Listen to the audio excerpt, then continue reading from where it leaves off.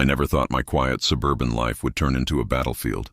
But that's exactly what happened when I moved into Willow Creek Estates.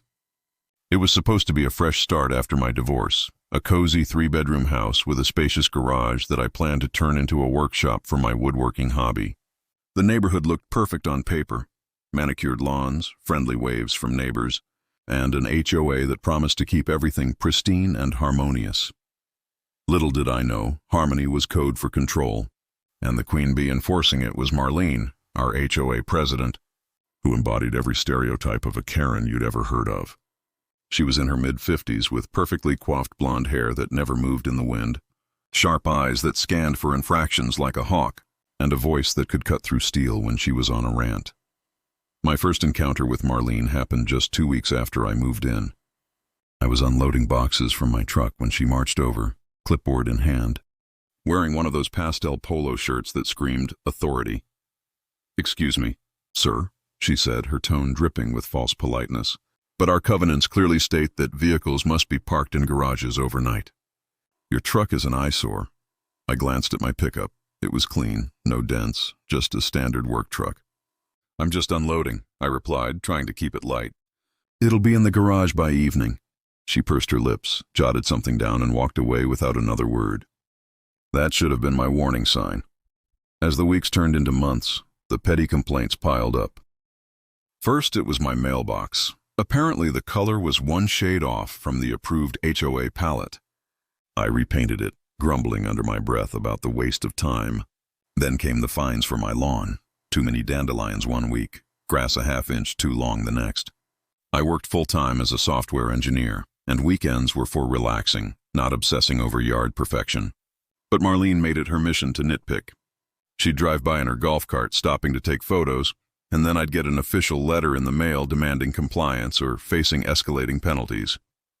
What really got under my skin was how personal it felt. I learned from my next-door neighbor, Tom, a retired teacher who'd lived there for a decade, that Marlene had a history of targeting newcomers. "She's been president for 5 years," Tom whispered over the fence one evening as we grilled burgers. "Runs unopposed because no one wants the drama. Her husband's some big-shot lawyer, so she thinks she's untouchable." Tom had his own stories: a fine for hanging Christmas lights too early, and another for planting tomatoes in his front yard instead of approved ornamentals. But he shrugged it off, saying it was easier to comply than fight. I wasn't one to back down easily, though. My ex-wife used to call me stubborn, and maybe she was right. The breaking point came when I decided to install a small workbench in my garage. Nothing fancy, just some shelves, a vise, and a few power tools for carving wooden sculptures. I'd always loved woodworking. It was therapeutic, a way to unwind after staring at code all day. One Saturday, I had the garage door open while I assembled it, sawdust floating in the air, the smell of fresh pine filling the space. That's when Marlene appeared again, this time with her phone out, recording. "This is a violation," she barked, her face flushed. "Garages are for vehicles only. No workshops, no storage units." "It's in the rules, section 4.2. I wiped my hands on my jeans, trying to stay calm. "Marlene, it's my garage. I'm not running a business. It's a hobby. The door's open for ventilation. I'll close it when I'm done." She shook her head, her earrings jingling like warning bells. "I've already documented this. Expect a fine, and if it's not dismantled by next week, we'll escalate to liens on your property." She stormed off, leaving me fuming. That night, I pored over the HOA bylaws, a thick packet of legalese that made my eyes glaze over. Sure enough, there was a clause about garage usage, but it was vague, something about maintaining residential aesthetics and prohibiting commercial activities. My workshop wasn't commercial. It was personal. I decided to appeal at the next HOA meeting. Big mistake. The meeting was held in the community clubhouse, a stuffy room with folding chairs and posters of smiling families. About 20 residents showed up, most looking bored. Marlene presided like a judge, gavel in hand. Yes, she actually had a gavel. When my turn came, I stood up, explaining calmly how the workshop was harmless, how it didn't affect anyone else. "It's my private space," I said. "I'm not bothering neighbors," Marlene interrupted with a smirk. "Private? Everything in Willow Creek is community approved. We've had issues before with clutter leading to vermin. Motion to deny?" Hand shot up. Her cronies, mostly older folks she'd buttered up with promises of stricter enforcement. The appeal was shot down in minutes. As I left, I heard her whispering to her vice president. Newbies always think they can bend the rules. The fine arrived, $500, with a demand to remove the workbench or face daily penalties. It stung. Money was tight post-divorce, and I was still paying off attorney fees. But more than that, it was the principle. Why should some busybody dictate what I do in my own home? I started researching online, joining Reddit forums like RHOA and RFUCHOA, where people shared war stories. Some advised moving, others suggested malicious compliance. One post caught my eye. A guy who turned the tables by running for HOA board and changing the rules from within. It seemed daunting, but intriguing. Meanwhile, life threw me a curveball. My sister Emily called one evening, her voice excited. Guess what? Uncle Bob's coming to town. Uncle Bob wasn't really my uncle. He was my late father's best friend, a grizzled veteran who'd risen through the ranks to become the state governor. Yeah, the actual governor. Dad and Bob had served together in the military, and after Dad passed, Bob stayed in touch, treating us like family. He was visiting for a low-key reunion, avoiding the spotlight after a tough legislative session. He wants to crash at your place, Emily said. Says he misses the old neighborhood feel. None of that hotel nonsense. I agreed, thrilled but nervous. The governor in my humble abode? I'd have to tidy up. Little did I know, this visit would be the spark for everything. As I prepared, Marlene's harassment ramped up. She sent emails daily, reminding me of the deadline. One afternoon, I was in the garage, reluctantly packing up tools when Tom popped over. Heard about the governor thing, he said, grinning. My wife works at the Capitol. Word gets around. I swore him to secrecy. Bob wanted privacy, but secrets in suburbs are like smoke. They spread. That evening, as I tested a new router on a piece of oak, the garage door still open for air, Marlene drove by again. This time she didn't just note it. She called the cops. Non-emergency line, she later boasted, but it felt like an invasion. 2 officers showed up, lights flashing, drawing curious neighbors. Sir, we have a report of unauthorized commercial activity, one said, notepad ready. I explained it was a hobby, showed them the tools, nothing illegal. They nodded, apologetic. Just following up. No citation today, but keep it contained. Humiliated, I closed the door, seething. That was the moment I decided, enough. I wasn't just complying anymore. I started planning. First, I dug deeper into the bylaws, finding loopholes. Garages could be used for personal storage and maintenance. Wasn't woodworking maintenance of sorts? I consulted a lawyer friend who laughed. HOAs are petty kingdoms, but they're bound by state law. Document everything. As Bob's visit approached, I cleared space in the garage for his car. He insisted on driving himself, no entourage. The irony wasn't lost on me. My violating garage would host the governor's vehicle. Tension built as Marlene circled like a shark. She even posted on the neighborhood app, reminder, compliance is key to our community's value. Comments poured in. Some supportive of her, others anonymous gripes. The day Bob arrived, it was a sunny afternoon. He pulled up in a nondescript SUV, hugging me like a long-lost son.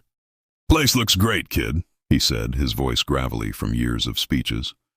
We caught up over coffee, reminiscing about Dad. He'd be proud, Bob said, clapping my shoulder. As evening fell, we moved to the garage. He wanted to see my woodworking. Always admired your dad's hands-on skills, he noted, picking up a half-finished birdhouse. That's when Marlene struck again. Spotting the open door and an unfamiliar vehicle, she assumed I was defying her.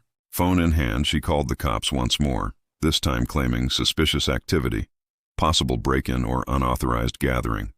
Sirens wailed minutes later. 2 officers approached, hands on holsters, cautious.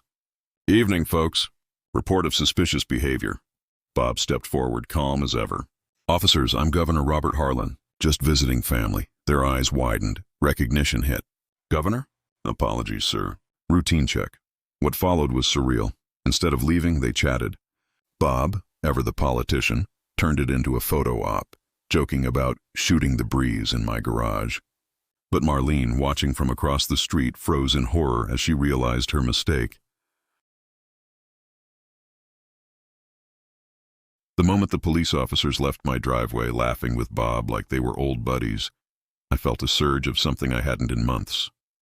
Hope. Marlene's face, pale and frozen across the street, was a picture I'd frame if I could. Her phone lay on the pavement, forgotten in her shock, as she processed the fact that she just called the cops on the state governor. Bob, oblivious to her meltdown, turned to me with a grin. "Nice neighbors you got here, kid," he said, clapping my shoulder. I forced a laugh, but inside my mind was racing. This wasn't just a funny anecdote, it was an opportunity. Marlene had overplayed her hand, and I was done being her punching bag. It was time to fight back, not with anger, but with strategy. The next morning, over breakfast, I filled Bob in on the HOA saga. He leaned back in my kitchen chair, sipping black coffee, his weathered face creasing with amusement. "Sounds like this Marlene's running a little dictatorship," he said. "Your dad dealt with a few of those in his day. Always said the best way to beat a bully is to outsmart him." I nodded, remembering Dad's stories of outwitting drill sergeants with loopholes and charm. Bob's presence was a reminder of that legacy, and it lit a fire in me. I wasn't just fighting for my garage. I was fighting for my right to live without someone breathing down my neck. I started by digging deeper into the HOA bylaws, spreading papers across my dining table like a detective in a crime drama. The rules were a labyrinth of vague clauses, but I found a few gems. The garage usage rule Marlene loved to wield only prohibited commercial or industrial activity. My woodworking was neither. Another clause allowed residents to propose amendments at board meetings, provided they had enough signatures. If I could rally enough neighbors, I could change the rules, or better yet, challenge Marlene's reign directly. The problem was, most residents were either too apathetic or too scared to stand up to her. I decided to test the waters. That afternoon, I knocked on Tom's door. He was tinkering with his sprinkler system, a safe activity by HOA standards. "Tom, you ever think about running for the board?" I asked, leaning against his fence. He chuckled, wiping sweat from his brow. "Me? Nah, Marlene's got that place locked down. Her cronies vote in lockstep, and no one wants to deal with her tantrums." I told him about the governor incident, keeping Bob's identity vague. Just an important guest. Tom's eyes lit up. "She called the cops on that guy?" "Oh, that's rich." He agreed to help, but only if others joined. "Folks here grumble, but they're spineless. You'll need a spark to get 'em moving." That spark came sooner than expected. Marlene, humiliated but undeterred, doubled down. The next day, a new violation notice arrived. $750 for unauthorized guest parking and disorderly conduct tied to the police visit. The audacity floored me. She was punishing me for her own mistake.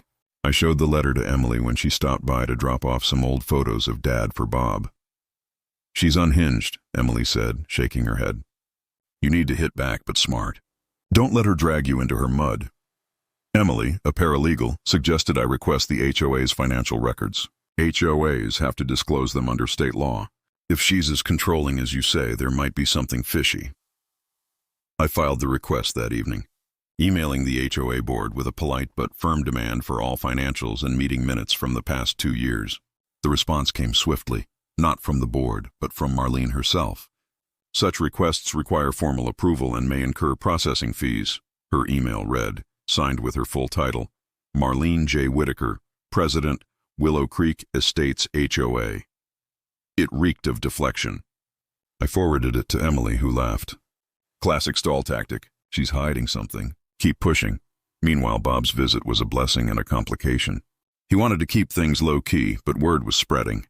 Neighbors whispered about the VIP in my garage, and I caught a few snapping photos of his SUV. I warned Bob, who shrugged it off. "Let him talk. I'm here for you, not the headlines." Still, I worried Marlene would try to spin it against me. Sure enough, a post appeared on the neighborhood app. "Residents are reminded that unregistered vehicles and unapproved gatherings violate our community standards." No names, but it was clearly aimed at me. Comments piled up, some defending Marlene's standards, others calling it overreach. One anonymous user wrote, "Maybe the HOA should focus on real issues, not garages." I smiled. There was dissent out there. I started canvassing the neighborhood, knocking on doors under the guise of getting to know everyone. Most residents were polite but cagey, unwilling to commit to anything that might put them on Marlene's radar. But a few opened up. Mrs. Nguyen, a quiet widow 2 streets over, told me how Marlene fined her for planting roses without approval, claiming they disrupted the uniform aesthetic. "Jake, A young dad griped about a $200 fine for his kid's basketball hoop. "It's portable," he said, exasperated. She measured it to make sure it was 3 inches too tall. Slowly, I built a list of allies. 5 so far. Enough to start. The plan began to take shape. I'd propose a bylaw amendment to loosen the garage rules and rally support to vote Marlene out as president. But I needed leverage, something to expose her overreach. Emily's advice led me to the county clerk's office, where I requested public records on the HOA's filings. To my surprise, they were a mess. Missing annual reports, inconsistent signatures, and a curious pattern of maintenance fees paid to a company called Whitaker Properties. A quick Google search revealed it was owned by Marlene's husband. Conflict of interest? Maybe. I also started documenting everything. Every letter, email, and encounter with Marlene went into a binder. I set up a small security camera in my garage, disguised as a motion sensor, to catch her inevitable snooping. Sure enough, 2 nights later I got an alert on my phone. Marlene, creeping around my driveway at 10 p.m., peering into my garage window. The footage was grainy but clear enough. She was holding a flashlight and a notepad. It was creepy, but it was gold. "Gotcha," I whispered, saving the clip. Bob, sensing my resolve, offered to help. "I can't get involved publicly, too much press," he said. "But I know people. Lawyers, auditors. Say the word." I thanked him but wanted to do this my way. Clean, legal, and undeniable. The HOA meeting was 2 weeks away, and I needed signatures for my amendment. I printed flyers, keeping them neutral. "Support freedom in our homes." Signed to amend restrictive garage rules. I slipped them into mailboxes, avoiding Marlene's spies. Her golf cart posse patrolled daily. The pushback was immediate.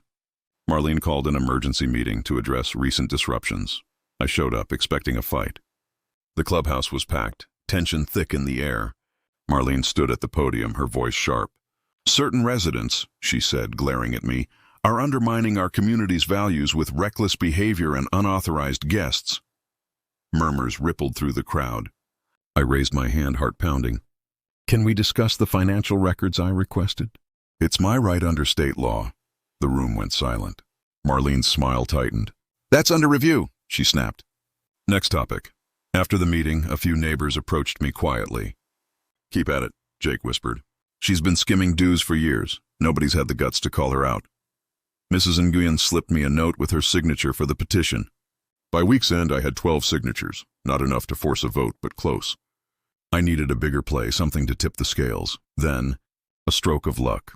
Tom's wife, who worked at the Capitol, overheard a rumor that the state was auditing HOAs for compliance after complaints of mismanagement. I called Emily, who confirmed it. "File a formal complaint with the state," she said. "It'll trigger an audit. If Marlene's been funneling money, she's toast." I drafted the complaint that night, citing the Whitaker Properties payments and her harassment. I sent it certified mail, copying the HOA board. As the meeting loomed, Marlene's desperation grew. She sent another fine, $1,000 for disrupting community peace. I laughed bitterly. It was all she had left. But I was ready. The governor's visit, the footage, the signatures, the complaint, they were pieces of a puzzle coming together. I just needed to play it right. The air in Willow Creek Estates felt charged as the HOA meeting drew closer, like the calm before a storm you know is coming. Marlene's latest $1,000 fine sat on my kitchen counter, a paper monument to her desperation. I wasn't paying it, not yet. Instead, I was building my case piece by careful piece, like one of my woodworking projects. Every move had to be precise, or I'd risk losing everything to her vindictive whims. The governor's visit had given me an unexpected edge. But it was the groundwork, signatures, records, and that damning footage of Marlene snooping that would make or break this fight. I was done being the neighborhood's doormat. It was time to turn the tables. The first step was rallying more support. My petition to amend the garage rules had 12 signatures, but the bylaws required 20 for a vote. I spent my evenings walking the neighborhood, knocking on doors with a smile and a flyer. It wasn't easy. Most residents were wary, their eyes darting as if Marlene's golf cart might roll by any second. But the governor incident had loosened tongues. At the park, I ran into Sarah, a single mom who'd been fined for her son's skateboard ramp. "She said it was a safety hazard," Sarah fumed, signing my petition. "It was in our backyard." By the end of the week, I had 18 signatures. Too short, but momentum was building. Tom was my secret weapon. He'd been skeptical at first, but after Marlene slapped him with a $300 fine for excessive mulch in his flower beds, he was all in. "She's lost it," he said, helping me draft a second petition, this one to call for a special election to replace the HOA board. We kept it quiet, passing it only to trusted neighbors like Mrs. Nguyen and Jake. The goal was to hit Marlene from two angles, change the rules, and challenge her power. Tom's wife, Linda, was a godsend. Her capital connections confirmed that my complaint to the state had triggered an audit. "They're looking at Willow Creek's books," she whispered over coffee. "If there's dirt, they'll find it." Marlene wasn't sitting idle, though. She launched a counteroffensive, flooding the neighborhood app with posts about maintaining property values and cracking down on rule breakers. One post included a blurry photo of my garage, captioned, "Non-compliance undermines our community." The comments were brutal. Her supporters called me a troublemaker, while others, hiding behind anonymous handles, cheered me on. "Keep fighting," one wrote. "She's been fleecing us for years." It was a digital tug-of-war, and I could feel the neighborhood splitting. The financial records I'd requested finally arrived, delivered by a reluctant board secretary who looked like she'd rather be anywhere else. The packet was a mess, pages out of order, receipts missing, and line items labeled miscellaneous that raised red flags. I spent hours cross-referencing them with my notes on Whitaker Properties, Marlene's husband's company. Sure enough, nearly 40% of the HOA's maintenance budget went to them for vague consulting and landscaping. I wasn't a lawyer, but even I knew this smelled like embezzlement. I scanned every page, emailing copies to Emily and a lawyer friend, Rachel, who agreed to review them pro bono. "This is juicy," Rachel said over the phone. "If you can prove self-dealing, she's done." The security footage of Marlene snooping was my ace in the hole. I edited the clip to show her creeping around my garage, flashlight in hand, her face unmistakable. I didn't post it, too risky, but I shared it with Tom, Sarah, and Jake during a clandestine meeting at my house. We huddled in my living room, the blinds drawn to avoid prying eyes. "This is harassment," Sarah said, her voice shaking with anger. "She's been at my place too, measuring my fence at night." Jake suggested we show the video at the meeting, but I hesitated. "We need to be strategic," I said. "If we play it too early, she'll spin it. Let's use it to push her into a corner." Bob, still staying with me, was a quiet cheerleader. He'd been working remotely, taking calls in my guest room, but he made time to listen to my plans. "You're playing chess, not checkers," he said one evening, inspecting a wooden chessboard I'd carved years ago. "Keep her guessing, but don't overplay your hand." His presence was a comfort, though I kept him out of the HOA mess to respect his need for privacy. Still, I couldn't help but grin when he offered to make a call if things got ugly. "Tempting," I said, "but I want to win this fair and square." Marlene's next move was bold, even for her. She announced a compliance sweep of the neighborhood, claiming it was to ensure fairness. The real target was obvious, me. 2 days before the meeting, her golf cart posse rolled up to my house, clipboards in hand. They measured my grass, inspected my mailbox, and took photos of my garage door, which I'd left cracked for ventilation while sanding a chair. That evening, a new violation notice arrived. $1,500 for repeated non-compliance and obstructing board inspections. The letter threatened legal action if I didn't dismantle my workshop by the meeting date. It was a power play, pure and simple. I was livid, but Rachel's advice kept me grounded. "She's baiting you," she said. "Don't respond emotionally. Use the meeting to expose her." I channeled my anger into preparation. I finalized the petition, securing the last 2 signatures from a couple who'd been fined for their dog's excessive barking. I printed copies of the financial records, highlighting the Whitaker Properties payments. I even drafted a speech for the meeting, practicing it in front of Bob, who gave it a thumbs up. "Hit him with facts, not feelings," he said, "but let a little passion slip through. It's what moves people." The night before the meeting, I couldn't sleep. I sat in my garage, surrounded by my tools, the smell of sawdust grounding me. This wasn't just about a workbench. It was about my home, my peace, my right to exist without someone's boot on my neck. I thought of Dad, who taught me to stand up for what's right, even when it's hard. I thought of Emily cheering me on and Bob believing in me. I thought of the neighbors who'd signed my petition, risking Marlene's wrath. This was bigger than me now. The morning of the meeting, I got a text from Linda. Auditor's report is in. Check your email. My heart raced as I opened it. A preliminary state audit flagged irregularities in Willow Creek's finances, specifically payments to related parties. It wasn't conclusive, but it was enough to raise eyebrows. I printed it, adding it to my binder. As I loaded everything into my car, Bob stopped me. "You've got this," he said, his voice steady. "Give 'em hell, but do it your way." I nodded, feeling a mix of nerves and resolve. The clubhouse was packed when I arrived, standing room only. Marlene stood at the podium, her usual smirk in place, but her eyes darted nervously. The crowd was restless. Neighbors I'd spoken to, others I hadn't, all waiting to see what would happen. I took my seat, my binder heavy in my lap. Marlene opened with her usual spiel about community standards, but the air felt different. People were whispering, glancing at me. Word of the governor incident and the audit had spread like wildfire.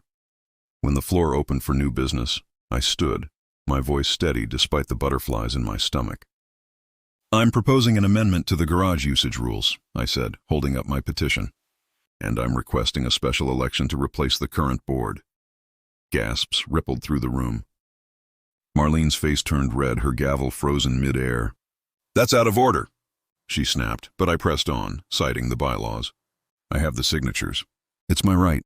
I handed the petitions to the secretary, who looked like she wanted to disappear. Then I dropped the bomb. "I'd also like to discuss the HOA's financial records," I said, holding up my binder. "Particularly payments to Whitaker Properties, owned by the president's husband." The room erupted. Shouts, murmurs, a few claps. Marlene slammed her gavel, shouting for order, but the tide was turning. I caught Tom's grin, Sarah's nod. This was it, the moment I'd been building toward. Marlene's empire was cracking, and I was just getting started. The HOA meeting was a powder keg, and I was holding the match. As I stood in the clubhouse, my binder of evidence heavy in my hands, I could feel the weight of every eye on me.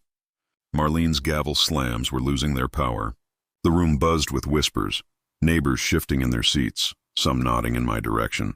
My petitions, one to amend the garage rules, another to call a special election, had been submitted, and the state audit's preliminary findings were tucked in my binder like a loaded gun.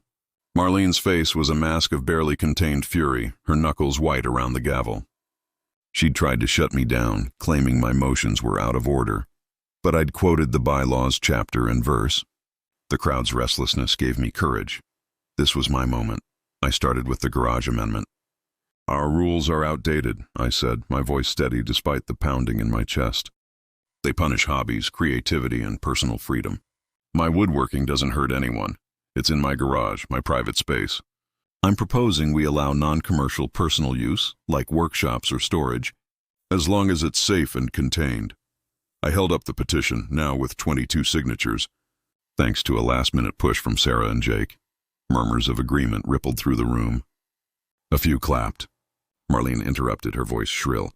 "This is a slippery slope to chaos. Garages are for cars, not junkyards." But her usual allies hesitated, glancing at each other. The tide was shifting. Next, I pivoted to the election petition. "We need leadership that serves the community, not controls it," I said, locking eyes with Marlene. "I'm calling for a special election to replace the current board, as allowed under Section 7.3 of the bylaws." The room erupted. Gasps, shouts, a few cheers. Marlene slammed her gavel so hard I thought it might crack. "This is an attack on our community's stability," she yelled, but I wasn't done. I opened my binder, pulling out the financial records. "Then let's talk about stability," I said, holding up the highlighted pages. "Why is 40% of our maintenance budget going to Whitaker Properties, a company owned by the president's husband? That's not stability. That's a conflict of interest." The clubhouse exploded. Neighbors leaned forward, some shouting questions, others demanding answers. Marlene's face went from red to ghostly white. "Those are legitimate expenses," she sputtered. "You're slandering my family." I didn't flinch. "Then why does the state audit flag these payments as irregular?" I held up the auditor's report, reading key lines. "Unjustified payments to related parties. Lack of competitive bidding." The crowd's noise grew deafening. Tom stood up, waving his own copy of the records. "I've lived here 10 years, and I've never seen a dime of this maintenance. Sarah chimed in. My roses were fined, but her husband's company gets thousands? That's not right. Marlene tried to regain control, banging her gavel and calling for order, but it was too late. The secretary, a nervous woman named Carol, confirmed my petitions met the requirements. A vote was scheduled for the following month, both on the amendment and the election. But I had one more card to play. Before we move on, I said, connecting my phone to the clubhouse projector, I'd like to share something. The room went quiet as the grainy footage of Marlene snooping around my garage at night filled the screen. Her flashlight beam, her notepad, her unmistakable silhouette. It was all there. Gasps turned to laughter, then outrage. That's harassment, Jake shouted. Mrs. Nguyen shook her head, muttering, Unacceptable. Marlene froze, her mouth opening and closing like a fish out of water. That's edited, she stammered, but no one bought it. The video was time-stamped, clear as day. I didn't gloat, I let the evidence speak. This isn't about community standards, I said. It's about power. And it's time for a change. The room broke into applause louder than I'd expected. Even some of Marlene's loyalists looked shaken, whispering among themselves. Carol, the secretary, quietly moved to adjourn the meeting, and for once Marlene didn't object. She stormed out, leaving her gavel behind. As the crowd dispersed, neighbors crowded around me, some shaking my hand, others offering their own HOA horror stories. She fined me for my kids' chalk drawings, one woman said. Told me my mailbox was too shiny, another grumbled. The dam had broken. People were done staying silent. Tom slapped my back, grinning. You just started a revolution, man. I laughed, but my mind was already on the next steps. Marlene wasn't defeated yet, and I knew she'd come back swinging. The next morning, I woke to a flurry of notifications on the neighborhood app. Anonymous posts praised the meeting, calling for new leadership and transparency. A few defended Marlene, but they were drowned out. Then came the bombshell, an email from the state auditor's office, requesting a meeting with the HOA board. My complaint had gained traction, and they were digging deeper into Whitaker properties. I called Rachel, my lawyer friend, who whooped over the phone. This is huge, she said. If they find fraud, she could face criminal charges, not just a board ouster. But Marlene wasn't going down quietly. That afternoon, I found a cease and desist letter taped to my door, signed by her husband's law firm. It accused me of defamation and inciting unrest, demanding I retract my statements or face a lawsuit. My stomach dropped. Lawsuits were expensive, and I was still recovering financially from my divorce. I showed it to Bob, who was packing to leave. Classic bully tactic, he said, scanning the letter. She's scared. I know a guy at the state AG's office. Want me to make a call? I shook my head. Not yet. I've got enough for now. I spent the next few days preparing for the vote. I organized a neighborhood barbecue, framing it as a community unity event to avoid Marlene's wrath. Over burgers and lemonade, I talked to neighbors, sharing the audit findings and my vision for a fairer HOA. Sarah volunteered to run for treasurer, Jake for vice president. We had a slate ready to challenge Marlene's cronies. The barbecue was a hit. Kids played, neighbors bonded, and for the first time, Willow Creek felt like a community, not a dictatorship. Marlene tried one last stunt. The day before the vote, she sent an email blast accusing me of harboring unauthorized guests, clearly a jab at Bob, and undermining property values. She attached a photo of my garage, taken that week, with my workbench visible. It backfired spectacularly. Neighbors flooded the app with support, pointing out her hypocrisy. At least he's not stealing our dues. One comment read, By the time the vote arrived, I felt cautiously optimistic. We'd done the work. Now it was up to the neighborhood. The confrontation at the meeting was the climax. But the real fight was in the preparation. Every signature, every record, every neighbor's story had built this moment. As I walked home that night, the applause still echoing in my ears, I knew we were close to victory. But Marlene's cease and desist letter loomed large. I needed to be ready for her final move. The day of the vote felt like the culmination of a war I hadn't signed up for but was determined to win.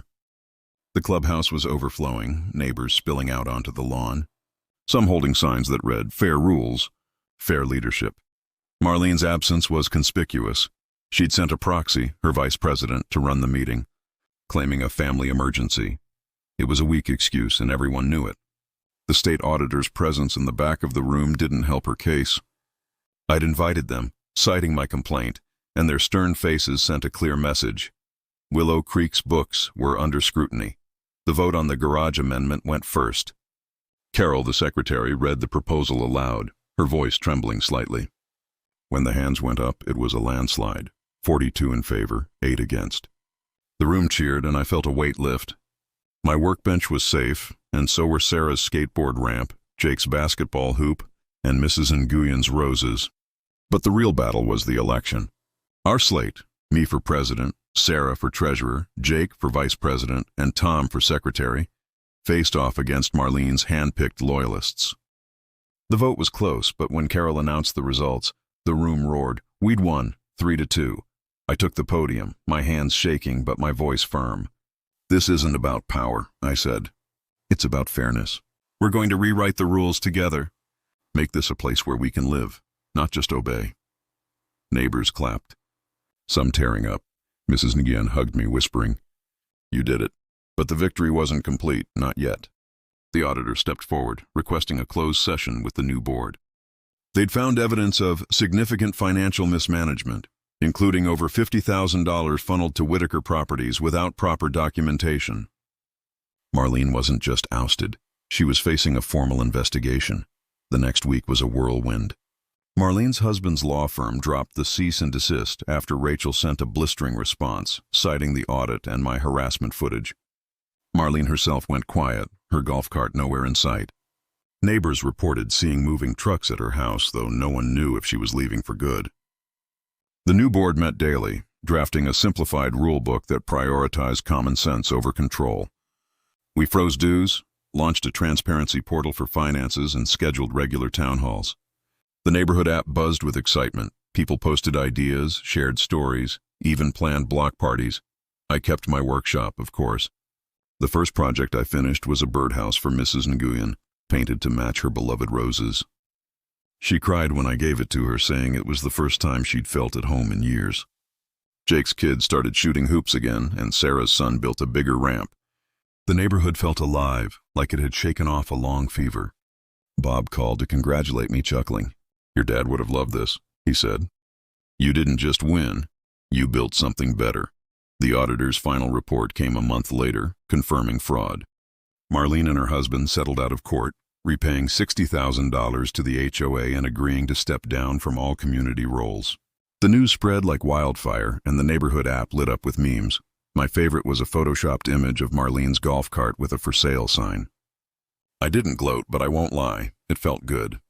The fines against me were voided, and the HOA refunded every cent I'd paid. I used it to buy a new table saw, a quiet nod to my victory. Looking back, it wasn't just about the garage or even Marlene's downfall. It was about standing up for what's right, even when it's hard. I thought of Dad, of his lessons about grit and cleverness, and of Bob, who'd believed in me when I doubted myself.